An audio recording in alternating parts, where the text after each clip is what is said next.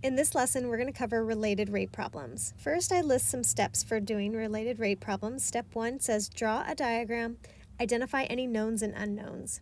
Step 2 is write an equation that relates the given quantities. Step 3, take the derivative of both sides of the equation with respect to time. And step 4, substitute any given information and solve for any unknowns. This first example says suppose xy equals 20, where x and y are functions of t. What is the value of dx dt when x is 4 and dy dt is negative 2? So before I get started, you'll notice that I have these boxes set up.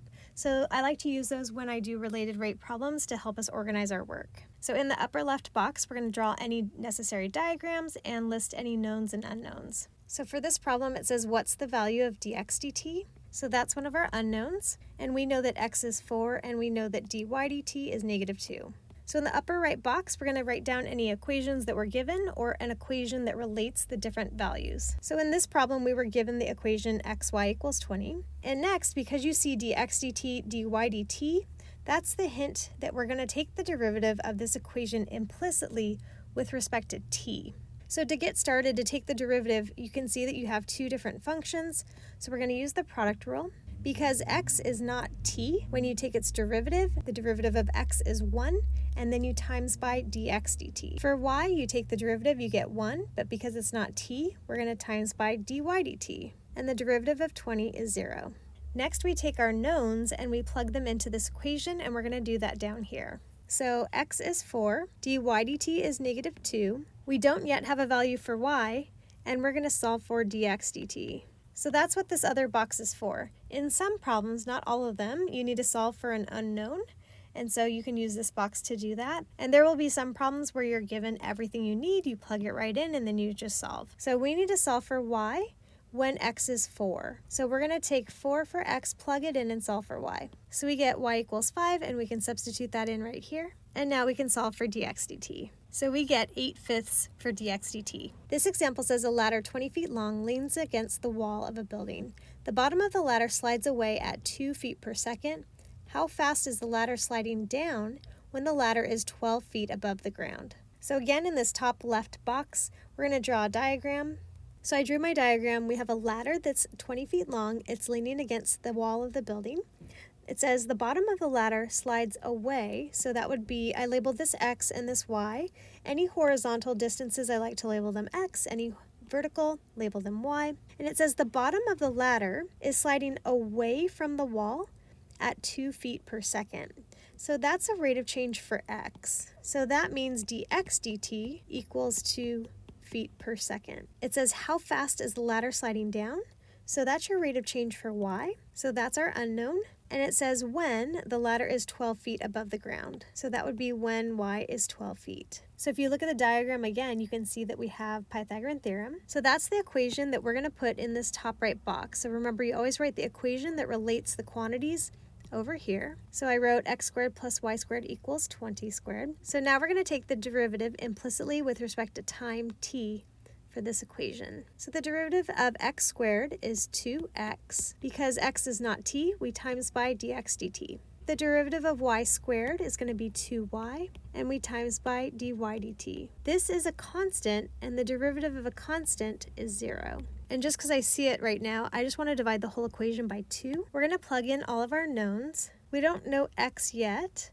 We have dx dt is 2. We have y is 12. We're solving for dy dt. So we are going to use this box. Again, we don't always use it for every problem, but this one we do because we need to solve for x. So we're going to use Pythagorean theorem. We're going to say x squared plus 12 squared equals 20 squared.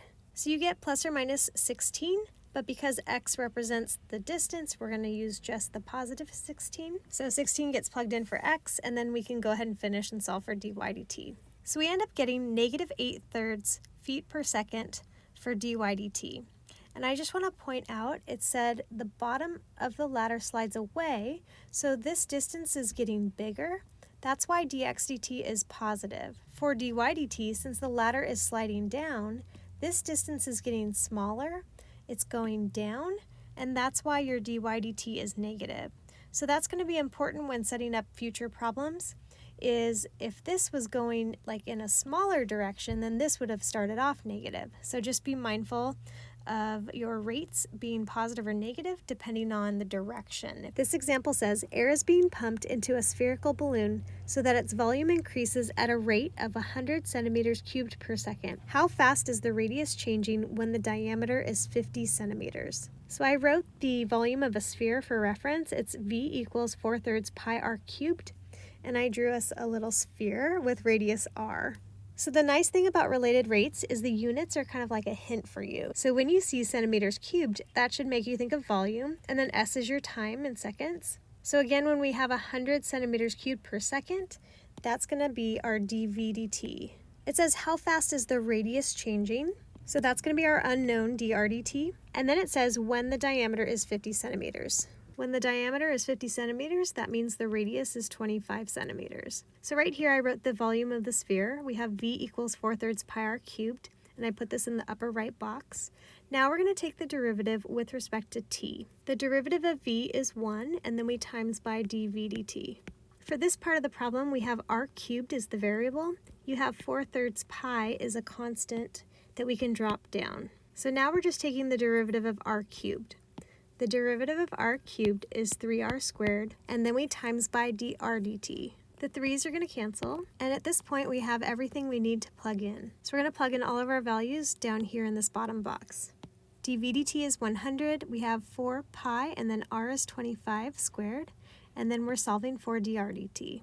To get dr dt by itself, we're going to divide this expression out from both sides of the equation, and I'm going to leave this as 25 squared. So we get 100 over 4 pi times 25 times 25.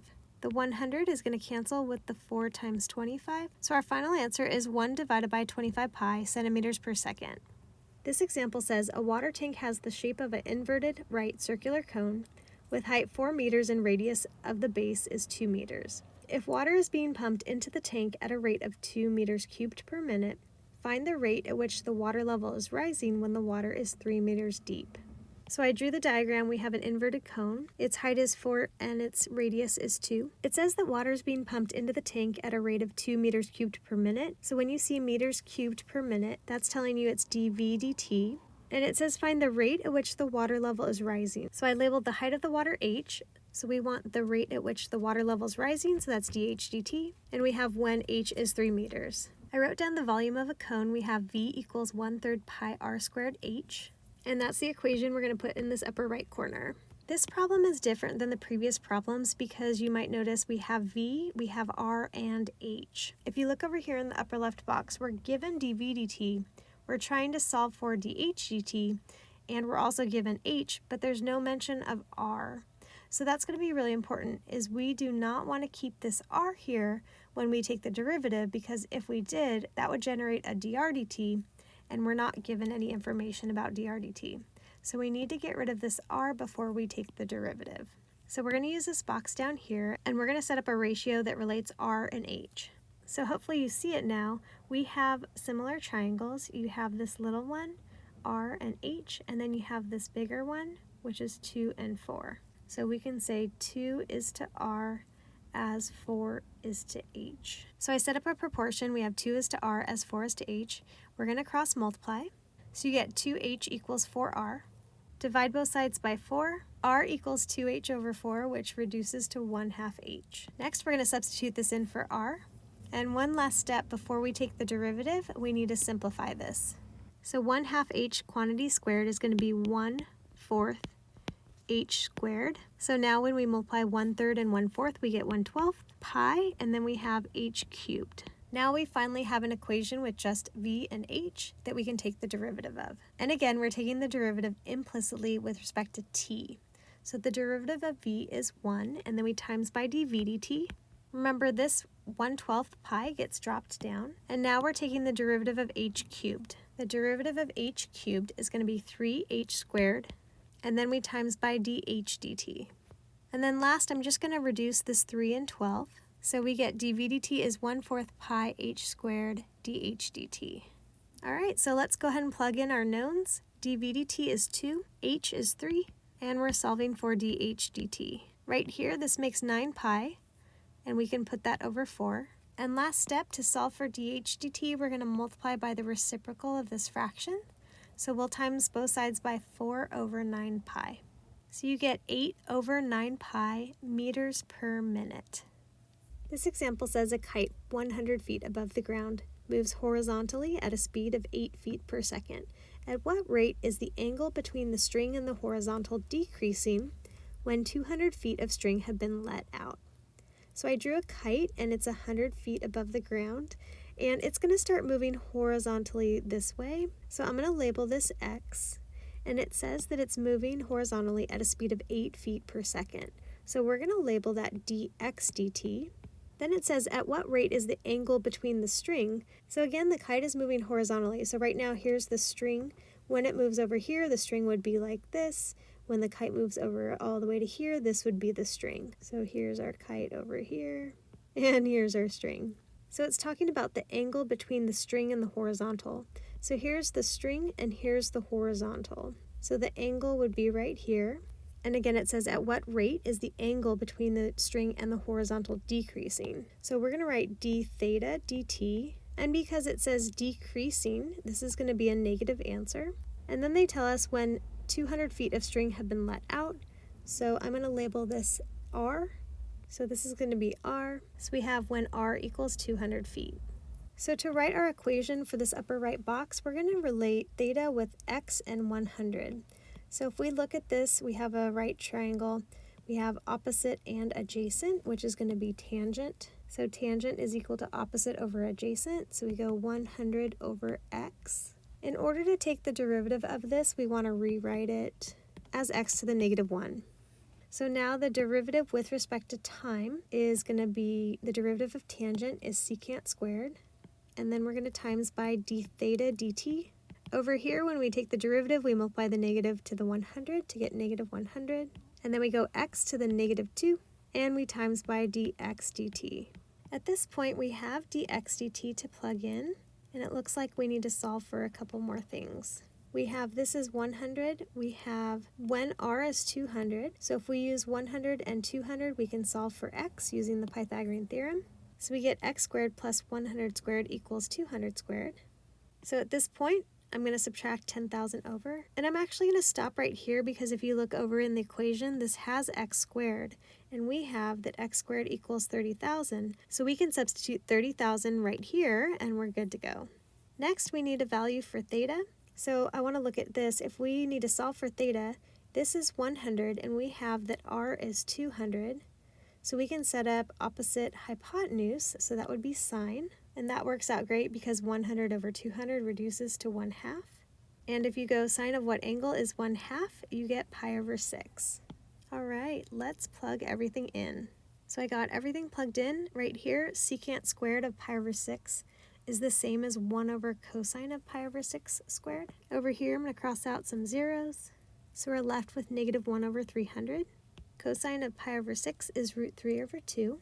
And 8 over 300 reduces to negative 2 over 75. Instead of 1 divided by 3/4, we're going to go 1 times 4/3. So at this point, we're going to times both sides by 3/4. So we end up getting for d theta dt negative 1 over 50 radians per second. And again, it asked for the rate at which the angle between the string and the horizontal is decreasing. And we got a negative answer, so that's good. This example says, at 1 p.m., ship A is 25 miles due south of ship B. If ship A is sailing west at a rate of 16 miles per hour, and ship B is sailing south at a rate of 20 miles per hour, find the rate at which the distance between the ships is changing right at 1:30. So we have ship A, which is 25 miles south of ship B. It says ship A is going to sail west at a rate of 16 miles per hour. So ship A starts going this way, and again the rate is 16 miles per hour. So we're going to write dx dt.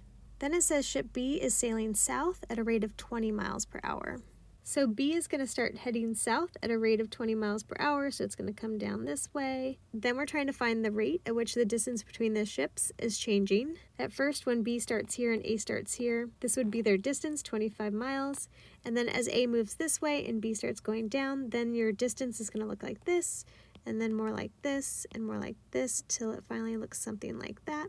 Since b is moving vertically, we're going to label this y, but if this whole distance is 25 and this is y, then this right here will be 25 minus y. And this is the length we're going to need to set up the Pythagorean theorem. And I'm going to say the distance between the two ships is r. So we're going to set up the Pythagorean theorem over here. We're going to go x squared plus the quantity 25 minus y squared equals r squared. And I also want to label ship B was sailing at a rate of 20 miles per hour, so that's going to be our dy dt. And again, it says find the rate at which the distance between the two ships is changing, so that's going to be dr dt. Now we're ready to take the derivative of this implicitly with respect to t. The derivative of x squared is going to be 2x times dx dt. To take the derivative of this, we're going to use the chain rule, so we're going to bring the 2 down, leave the inside function the same, subtract 1 from the exponent, times by the derivative of the inside.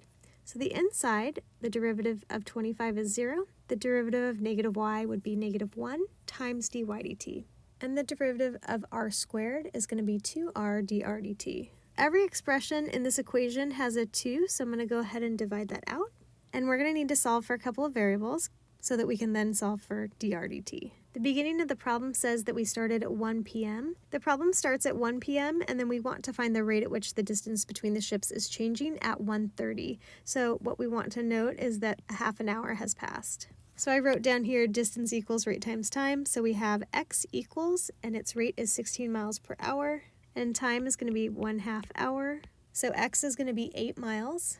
For y, we have 20 miles per hour times 1/2. So y is going to be a distance of 10 miles. And it looks like we also need r. So r is going to be this length. We have x now. X is going to be 8.